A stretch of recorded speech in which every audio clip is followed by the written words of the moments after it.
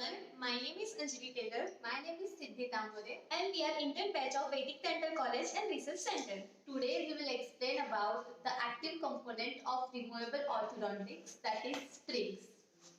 Spring, it is an active component in removable orthodontics. Definition of spring. Spring is an active component of removable orthodontic appliance which bring about the desired tooth movement. Ideal requisites of a spring. It should be simple to fabricate, it should be easily adjustable, it should fit into available space without discomfort to the patient, it should be easy to clean, it should apply force of required magnitude and direction, it should not slip or dislodge when placed over a sloping tooth surface, it should be robust, it should be remain active over a long period of time. Types of spring. First, finger spring. Second, single cantilever spring. Third, double cantilever spring or Z spring. Fourth, T spring. Fifth, self-supported buckle spring. 6. Flapper spring. 7. Apron spring. 8. Coffin spring. 9. Reverse loop canine retractor. 10. Buckle canine retractor. 11. Palatal canine retractor. 12. U-loop canine retractor. Classifications of springs. Based on the presence or absence of the helix, they can be classified as: first, simple without helix; second, compound with helix. Based on presence of loop or helix. First, helical spring; second, loop spring. Based on nature of stability of spring. First, self-supported spring. Second, supported springs. In self-supported springs, these springs are made up of thicker wire to avoid distortion by the patient.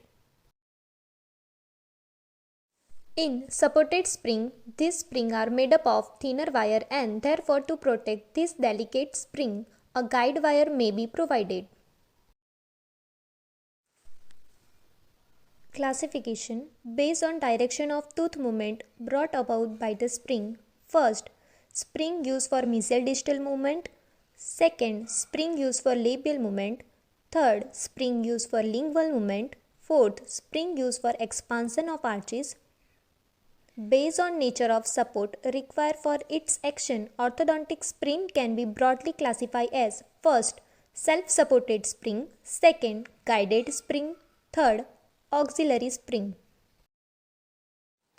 Self-supporting spring made up of thicker wire 0.7 mm should be activated carefully to short distance only as they exert heavy force. For example, self-supporting buccal canine retractor. Guided spring, for example, first finger spring, second single cantilever spring, third double cantilever spring, fourth T spring, fifth flapper spring. In guided spring, made up of thinner wire 0.5 to 0.6 mm, they require guide or support for their action. They are made up of thinner wire which can undergo distortion. Spring is placed on inclined surface on which it is difficult to maintain the point of application of force. In deep bite cases, guide protects spring from the being distorted. Fabrication of guide. To protect the spring, a separate wire is placed as a guide, or the retentive arm itself it can be modified to act as a guide. Procedure of boxing. Here fabricated spring is positioned on the cast active arm coil and the path transferred by the active arm is covered by modeling wax. Boxing of spring. Boxing the spring in acrylic base of removable orthodontic appliance is another method of providing guide or support. Boxing of spring is done prior to acrylization of base by covering the spring using modeling wax. Waxing up should be sufficient thickness just to cover the spring completely. Wax is extended interdentally and surface should be flat and smooth. Care is taken not to cover the retentive arm. After encasing the spring with wax, acrylization of base is completed. The wax is then flushed out completely in a dewaxing unit or by flushing out with the stream of hot water. Auxiliary spring, made up of very thin wire 0.35 mm or 0.4 mm. Spring are wound and soldered on the thicker base on the arch wire of 0.9 mm or 1 mm to make them effective. For example, high level bow with apron spring. Factor affecting activity of spring. First, diameter of wire. Second, force applied. Third, deflection. Fourth, direction of tooth movement. Fifth, miscellaneous. First, diameter of wire. By doubling the diameter, force increased by 16 times. Decreasing the diameter, force applied is lesser and therefore spring remain more flexible and active over a long period of time. Relation between stiffness, range, strength and coil. First, relation between stiffness and coil diameter. Stiffness is inversely proportional to coil diameter cube, or stiffness is inversely proportional to number of coils. Second, relation between strength and coil diameter, where strength is inversely proportional to coil diameter. Range is directly proportional to coil diameter square, or range is directly proportional to number of coils. Here we can see in this chart all relation together between stiffness, strength and range, where diameter of coil is for example 2, where stiffness is decreased 8 times, strength is half and range is increased 4 times, where number of coils in stiffness is half. In strength there is no effect and in range it remains same too. Second, force applied. It should be optimal and achieved by appropriate combination of length and thickness of wire. Biological principle: force should neither be excessive nor below the threshold level but should be optimal. Average force of about 20 gram per centimeter square, which is equal to capillary blood pressure.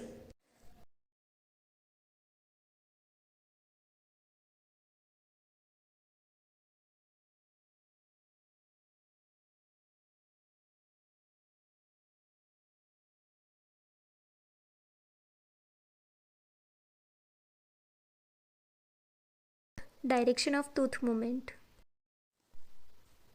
Fifth, miscellaneous. Third, deflection. The spring should be simple and should occupy less space, generate optimum making force level. it less uncomfortable to the Self-supporting patient. spring require Spring less should be such activation, that so it can be thicker gauge easily wire is inserted and used removed by the in patient guided without and distorting auxiliary it. spring require more activation, so thinner gauge wire is used. Measurement of force. First, don't tricks. It is a calibrated in ounces. Work on principle of spring gauge. It is graduated and reading is read off directly. Measuring range is between 28 to 450 grams approximately. Second, dial. Type of measuring gauge. This is commercially referred to Corex. It is calibrated in grams. Number 1, 10 to 100 grams. Number 2, 25 to 250 grams. Number 3, 100 to 500 grams. Number 4, 200 to 1000 grams. Parts of dial indicator: indicating hand, dust cap, bezel clamp, bezel, dial numbering, stem, rock, contact point, travel, revolution counter. Cantilever spring types: first, single cantilever spring; second, double cantilever spring; third, cranked spring. Finger spring parts: active arm, coil or helix, retentive arm or tag. Uses of finger spring: bring about mesial and distal tooth movement, use Young's loop bending plier, use in closure of midline diastema. Mixed dentition patient with maxillary midline diastema, a removable appliance with finger spring was used to close midline diastema.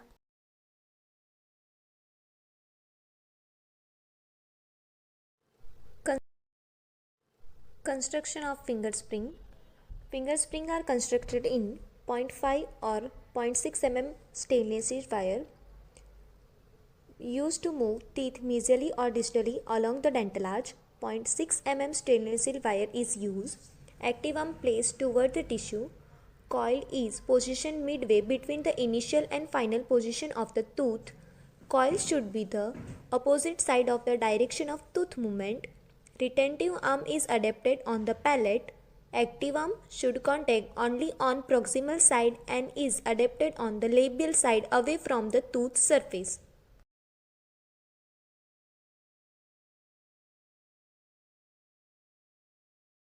For maximum resilience, the coil should lie on the opposite side of the spring from the tooth so that it is bound up as the appliance is inserted and unwind as the tooth moves. Modification: double finger spring. Retentive arm of two finger spring are joined together. Activation of finger spring by moving the active arm toward the teeth to be moved. This is done as close to coil as possible. Activation up to 3 mm is considered ideally when 0.5 mm wire is used. Double cantilever spring, also called as Z spring. Design: spring has two coils, resemble shape of alphabet of Z. When activated, hence it is called as Z spring. Use of Z spring: labial movement of incisor and also use of minor rotation of incisor. Construction of Z spring: it is made up of 0.5 mm round stainless wire. It is consist of two helical of small internal diameter and can be made for one or two or more incisor. The spring is positioned perpendicular to the palatal surface of the tooth with a long retentive arm placed away from the tissue about 12 mm in length. Z spring should be boxed in wax prior to the acrylization.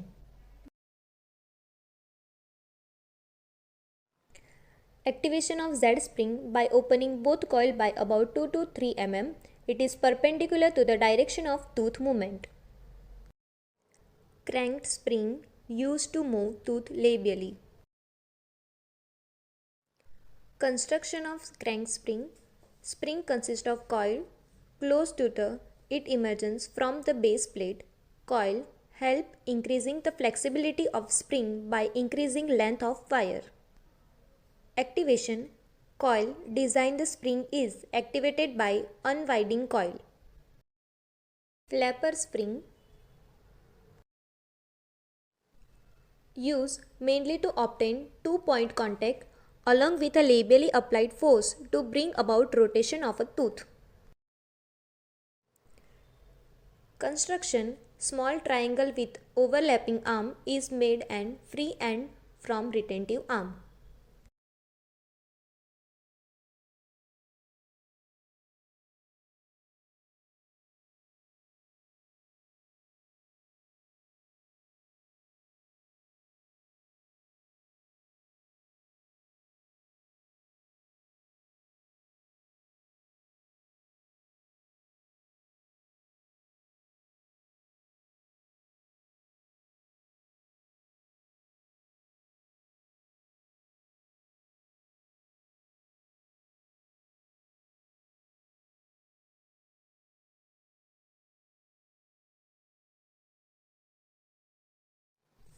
Activation: activated by bending it toward the cervical margin.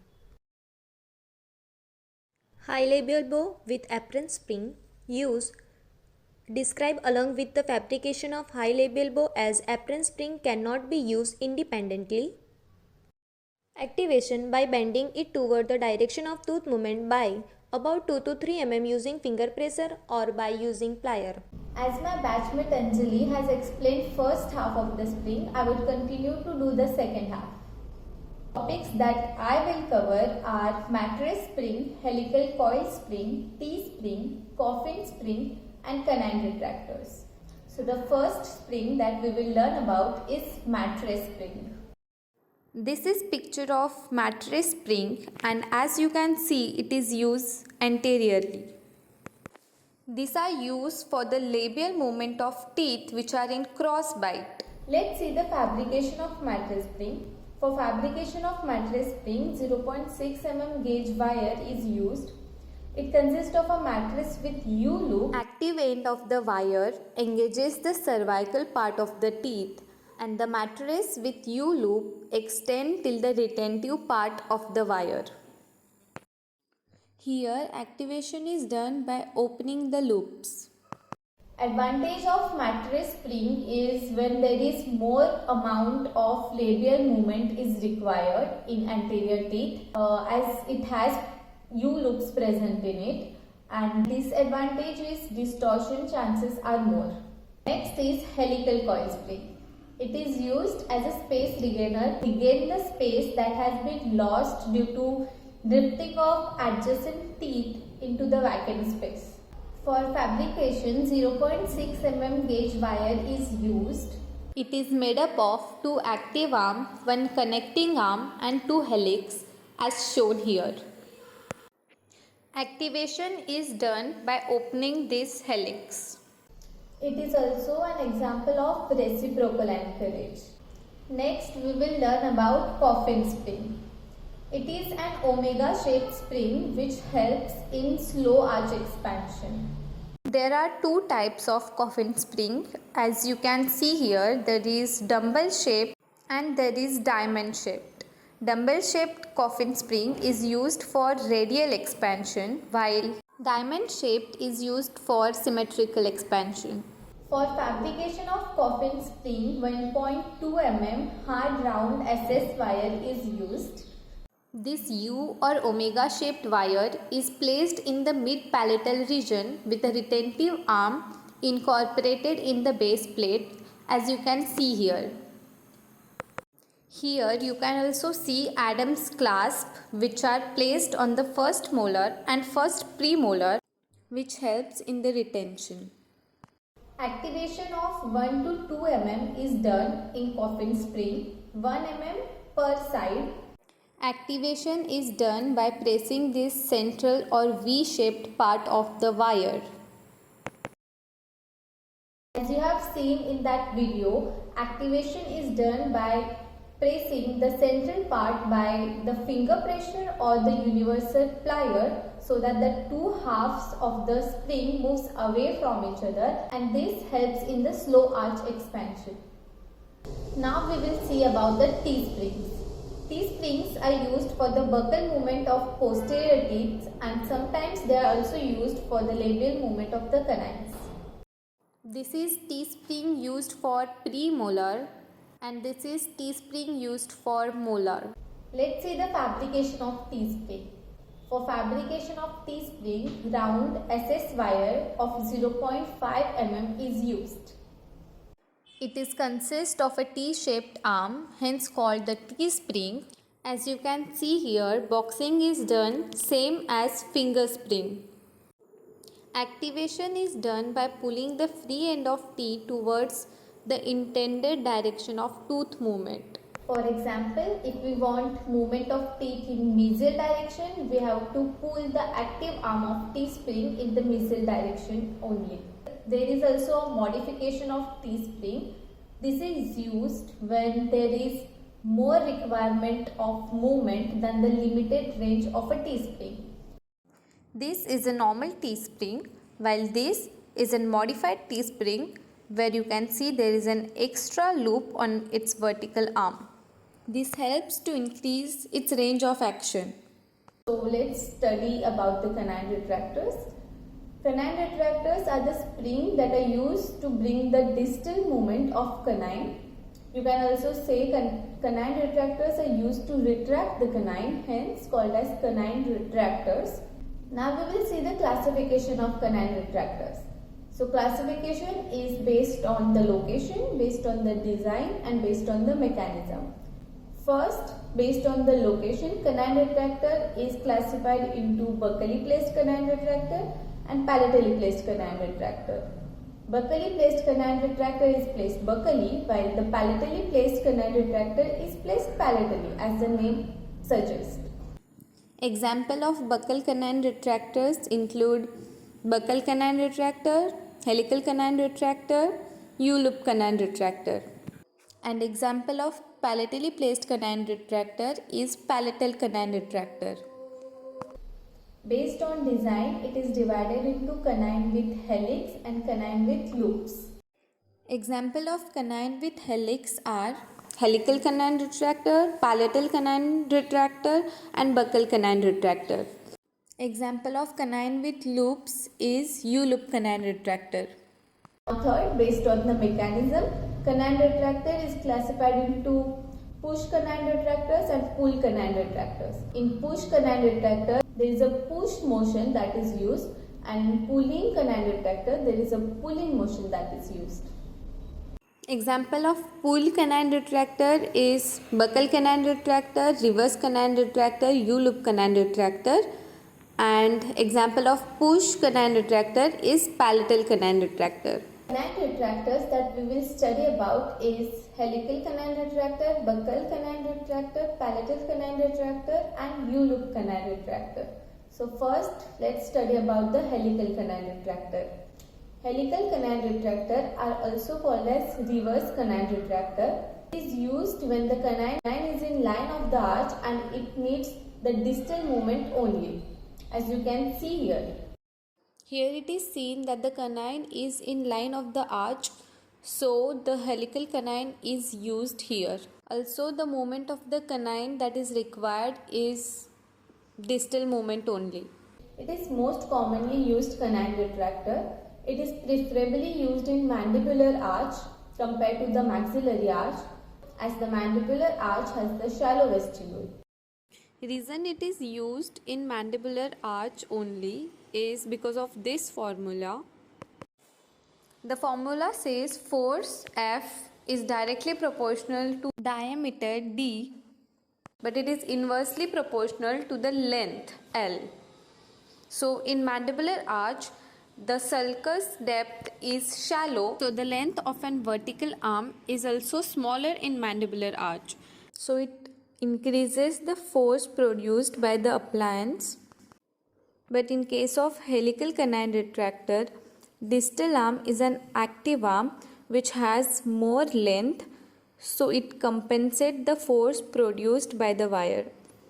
Hence we can use the helical canine retractor in shallow sulcus, but we can't use the buccal canine retractor as the mesial arm is an active arm, and if the length increases there, it affects the force produced by the wire, and there is no such distal arm which is longer in length to compensate the force, unlike helical canine retractors. Advantage of helical canine retractor is that distortion chances are less here, and it can also be used in mandibular arch. For fabrication, 0.6 mm gauge wire is used. It is consist of 3 mm diameter of coil, active arm and a retentive arm. Distal arm is an active arm which is placed towards the tissue and is bent at right angle over the mesio-occlusal area of the canine to engage the canine below its height of contour. Mesial arm is an retentive arm. It is placed away from tissue and is adapted between the two premolars. Coil here is placed 3 to 4 mm below the gingival margin. Activation is done by opening the helix. It is also an example of guided springs, as the retentive arm here is away from the tissue and it guides the appliance. Here the mesial arm is an retentive arm and distal arm is an active arm, which is reverse to the buccal canine retractor. Hence it is called as reverse canine retractor. Now the second canine retractor that we will study about is buccal canine retractor. Buccal canine retractor is used when the canine is placed buccally or high in vestibule. Here you can see that canine is not placed in line of arch, and movement required is also distal plus palatal. There are two types of buccal canine retractors, supported and self-supported. In supported buccal canine retractors, they are made up of thinner 0.5 mm gauge wire, while in self-supported canine retractor, they are made up of thicker 0.7 mm gauge wire. In supported canine retractor, there is presence of a tube That means they are enclosed in a tube, hence they are called as supported canine retractors, as this tube supports them, while in self-supported canine retractors there is no presence of any tube as they support themselves, hence called as self-supported canine retractors. Supported canine retractors are more mechanically efficient, but they lack the stability, while the self-supported canine retractors are less mechanically efficient, where the mesial arm is an active arm and distal arm is an retentive arm. It is reversed to the helical canine retractors, as I had already explained before. For fabrication of buccal canine retractors, 0.5 or 0.7 mm gauge wire is used. Here mesial arm is active arm and is placed away from tissue and runs parallel to long axis of canine till the middle third of the canine, where right angle bend is given and is adapted to the mesial side of the canine and below its height of contour. Distal arm is an retentive arm, as you can see here, and it is placed towards the tissue and is adapted to the mesial aspect of the second premolar. Activation is done by closing the helix. Disadvantage of buccal canine retractor is that it cannot be used in mandibular arch because of its shallow vestibular depth. Now we will study about the palatal canine retractors. Palatal canine retractors are used when canines are placed palatally. They are used when movement required are distal And buccal both. As you can see here, distal and buccal both movements are required. For fabrication of palatal canine retractor, 0.5 or 0.6 mm gauge wire is used. It is consist of coil of 3 mm diameter which is placed palatally midway between initial and final position of canine. There is a distal arm which is an active arm which is in contact with mesial side of the canine. Retentive arm is bent at right angle and it extends up to the mesial aspect of the first molar. Disadvantage of palatal canine retractor is first, distortion chances are more, and second, it is discomforting to the patient. To prevent that, we do boxing. Now we will learn about the U-loop canine retractors. U-loop canine retractors are used when there is minimum amount of movement required and when there is shallow sulcus present. For fabrication of U-loop canine retractor, 0.6 to 0.7 U-loop should be made 2 to 3 mm below the cervical margin. Mesial arm of the loop is bent at right angle and is adapted on the canine below the mesial contact point. It is consist of U-loop, active arm and a retentive arm. Activation is done by compressing the U-loop up to 1 mm between the universal plier, or it can be done by cutting the free end by 1 to 2 mm and readapting it on the canine again. Siddhi, when sulcus depth is less, which appliance we can use for canine retraction? When sulcus depth is less, we use helical canine retractor for the canine retraction. Canine is placed palatally, which appliance we can use? Yes, when canine is placed palatally, we will use palatal canine retractor. Anjali, can you explain which appliance we will use for the mesial movement of the anterior teeth? For the mesial movement of the anterior teeth, finger spring is used. There, coil is opposite to the direction of tooth movement and finger spring is also used in mixed dentition. Can you answer which appliance we will use for the labial movement of the teeth? Labial movement of the teeth, Z spring is used. It is also used in minor rotation of the anterior teeth. Anjali, if crank springs are used for the labial movements of anterior teeth, then why do we use Z spring? Z spring, it is also used for labial movement, but compared to the crank spring, Z spring is also used for minor rotation of the anterior teeth, so that we can use Z spring more. There are loops are also present, so that it is more used in anterior teeth. Explain which appliance used for buccal movement of the posterior teeth. For the buccal movement of the posterior teeth, T-springs are used. but they can also be used for the labial movement of the canines. Canine is placed buccally. Which appliance we can use? When canine is placed buccally, we will use buccal canine retractor. But for that, vestibular depth should be more, like in maxillary arch. Siddhi, can you give me example of reciprocal anchorage? Yes, reciprocal anchorage is seen in helical coil spring and it can be also seen in coffin spring.